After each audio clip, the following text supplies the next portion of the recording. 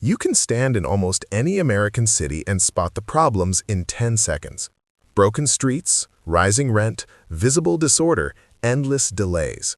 So why does fixing the obvious somehow become the hardest thing in government? For regular people, this is not an abstract policy seminar. It is the bus that never comes, the street light that stays dead, the rent that jumps again, and the feeling that basic civic life is quietly falling apart.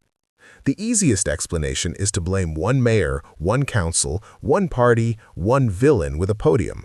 That is emotionally satisfying for about 5 minutes, which is still faster than most permitting timelines. A city is not one machine with one steering wheel. It is more like a committee-built contraption where the brakes, wheels, and map all belong to different offices that do not fully trust each other. Roads, schools, transit, police, housing, courts, utilities, counties, states, federal grants, these often overlap in ways that look less like leadership and more like a custody dispute with maps. Even when leaders understand the real problems, elections reward visible short-term wins. A ribbon cutting helps, a sewer replacement does not. Democracy is wonderful, but it does occasionally prefer applause over plumbing. Now add housing. Cities say they want affordability, but many neighborhoods fight new apartments like they are incoming meteor strikes. Everyone supports more homes, preferably somewhere else, at a respectful distance. When a city blocks enough new homes, scarcity takes over. Prices climb, smaller apartments cost more, and ordinary people end up competing for less space like musical chairs, except the music is rent inflation. And even when someone actually tries to build, they enter the sacred obstacle course. Hearings, reviews, forms, revisions, neighborhood objections, and enough signatures to make a hostage note look efficient.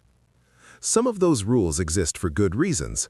They stop reckless projects, corruption, pollution, and abuse. But over time, protection can pile up into paralysis until doing nothing becomes the safest administrative hobby. Homelessness reveals the whole contradiction at once. Cities need shelters, treatment, enforcement, outreach, housing, and money. But every part triggers backlash, because compassion and public order are easier to praise than to combine. The same contradiction appears in crime policy. People want safety, fairness, quick response, low force, fewer arrests, more trust, and immediate results. All reasonable goals. Also, not always goals that fit neatly in one spreadsheet.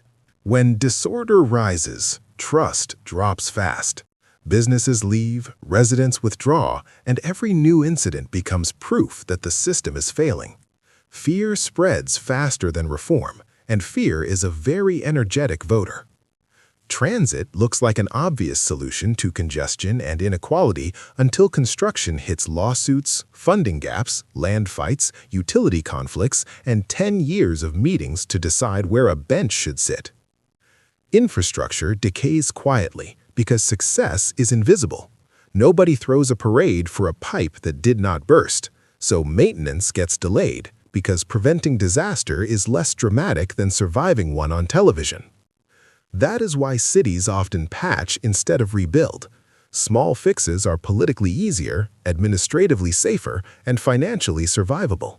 Unfortunately, patching a collapsing system is a bit like taping a cracked mug and calling it urban resilience. Then there is the money. City budgets are not giant treasure chests waiting for a visionary speech. They are often squeezed by debt, pensions, emergency spending, and old promises that still send invoices. Even when money arrives from the state or federal government, it often comes with strings, categories, deadlines, and restrictions. The city gets a bucket of water, but only for the fire occurring in a different room. This creates weird incentives. Agencies chase grants, leaders chase optics, departments protect turf, and everyone learns how to optimize for paperwork success instead of actual city success. The forms, meanwhile, feel fantastic about themselves. And then comes the outrage cycle. A crisis hits, everybody demands action. Officials rush out a response, critics attack the response, lawyers arrive, another task force appears, and somehow The pothole still has seniority. Residents are not wrong to worry. Renters fear displacement. Homeowners fear decline. Parents fear danger. Businesses fear loss. Activists fear injustice. Each group sees a real risk, and those risks rarely vote in harmony. So city politics becomes a tug of war between valid concerns, partial truths, and loud incentives. Meetings drag on, compromise shrinks, and decisions emerge looking like they were designed by an exhausted committee during a power outage. Inside government, agencies are often siloed. Housing may not align with transit. Transit may not align with policing. Policing may not align with mental health. Everyone has a lane, and the city keeps crashing between them.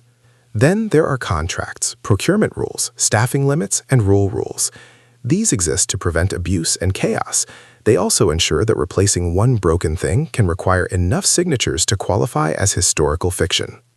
American cities also carry scars from past corruption, waste, and favoritism.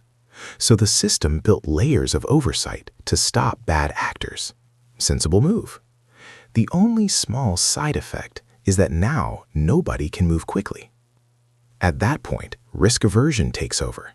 Officials learn that failed action brings headlines, but delayed action can be explained with process. So the safest move becomes waiting, reviewing, refining, and scheduling one more meeting. Cities can move fast in emergencies. They clear roads after storms, deploy crisis teams, reroute traffic, open shelters. But emergency mode is not the same as long-term reform. Adrenaline is not a planning department. The public conversation makes this worse. Spectacle gets attention, maintenance does not. Viral conflict gets airtime. Competent administrative reform gets a PDF. Cities end up managing headlines almost as much as they manage streets. And remember, the city is rarely one unified community.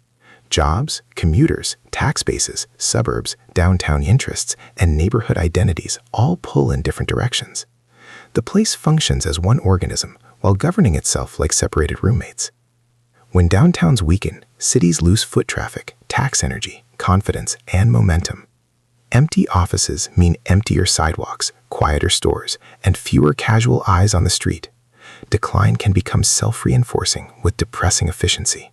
These pressures do not hit everyone equally. Wealthier people can move, absorb costs, or avoid failing systems. Poorer residents cannot. So city failure becomes concentrated, and the people most dependent on public systems get the weakest version of them. This is why good intentions are not enough. Smart mayors, serious planners, committed workers, decent voters, they can all enter the system honestly and still get trapped inside machinery that turns urgency into procedure.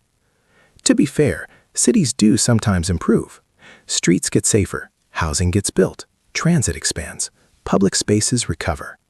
But those wins usually come from patient coordination, rule changes, trust building, and years of unglamorous persistence. What helps? Simpler rules, clearer authority, faster approvals, more housing, serious maintenance, better coordination, and leaders willing to explain trade-offs honestly. None of this is magical. It is just politically expensive and administratively harder than slogans.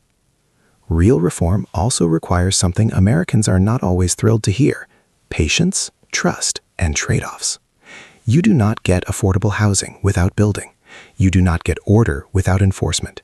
You do not get change without conflict. So why can't America fix its own cities? Because the systems built to protect cities from greed, chaos, and bad decisions now make good decisions painfully hard. The tragedy is not apathy. It is a civilization buried under procedure.